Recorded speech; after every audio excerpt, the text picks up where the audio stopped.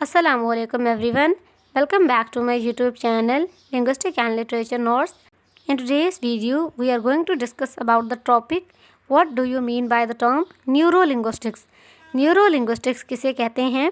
Neurolinguistics is the study of how our brain works when we use language. Neurolinguistic कहते हैं study of brain को कि किस तरीके से हमारा ब्रेन प्रोसेस करता है, काम करता है जब हम लैंग्वेज को इस्तेमाल कर रहे होते हैं हमारे डेली लाइफ में, हमारे फॉर्मल या फिर इनफॉर्मल कन्वर्सेशंस के अंदर। न्यूरोलिंग्विस्टिक किस चीज़ को देखता है? How we understand and produce language, हम किस तरीके से लैंग्वेज को समझते हैं, उसको प्रोड्यूस करते हैं। How our language store in our brain, किस तरीके से हमारा लैंग्वेज स्टोर होता है ब्रेन में, यानी हमारे मेमोरी की बात करता है जो शॉर्ट टर्म होती है, लॉन्ग टर्म होती है। How our brain process language, किस तरीके से हमारा जो ब्रेन है वो लैंग्वेज को अचीव करता है। How language develops in children, किस तरीके से बच्चों में जो लैंग्वेज है वो डिवेलप होती है, क्योंकि जो बच्चे हैं वो बहुत जल्दी सीखते हैं और जो बड़े हैं वो बहुत लेट सीखते हैं। लेकिन ऐसा हो सकता है कि अगर बच्चों के अंदर कोई लैंग्वेज डिसऑर्डर आ गया है तो उसकी वजह से बच्चों की जो लैंग्वेज का लर्निंग है वो बहुत ज़्यादा स्लो हो जाता है as compare to other students जो कि नॉर्मल होते हैं।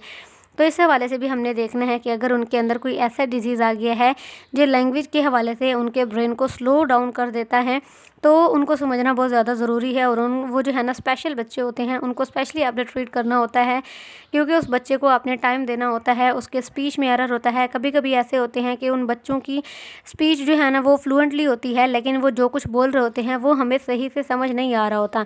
तो ये सब किस वजह से होता है? ये सब होता है ब्रेन इंजरी की वजह से, कि आपके ब्रेन के अंदर कोई इंजरी आ गई है। ठीक है, इसके अलावा हम इसके अंदर देखते हैं how language can be affected by brain injuries और डिसऑर्डर, वही बात हो गई। How our brain can change and adapt when learning a new language, और किस तरीके से जो हमारा ब्रेन है वो अपने वर्किंग को चेंज कर देता है जब हम किसी और लैंग्वेज को सीख रहे होते हैं, यानी सेकंड लैंग्वेज को।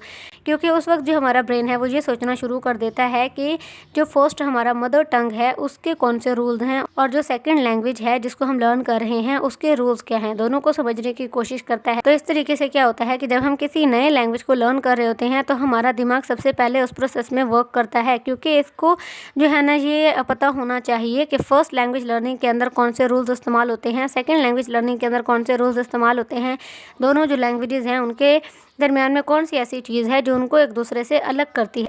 तो इस तरीके से जो हमारा ब्रेन है वो कंटिन्यूसली चेंज होता रहता है, कंटिन्यूसली प्रोग्रेस करता रहता है।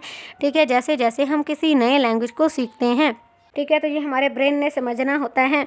It's a field that combines linguistic, ये वो फील्ड है जो लिंग्विस्टिक के साथ मिलकर काम करता है। लिंग्विस्टिक कहते हैं स्टडी ऑफ लैंग्वेज को, ठीक है, यानी सिस्टमैटिक स्टडी ऑफ लैंग्वेज, जबकि न्यूरोसाइंस कहते हैं स्टडी ऑफ ब्रेन। तो ये जो न्यूरो लिंग्विस्टिक है इसके अंदर जो है ना हम न्यूरोसाइंस की स्टडी करते हैं लैंग्वेज के हवाले से।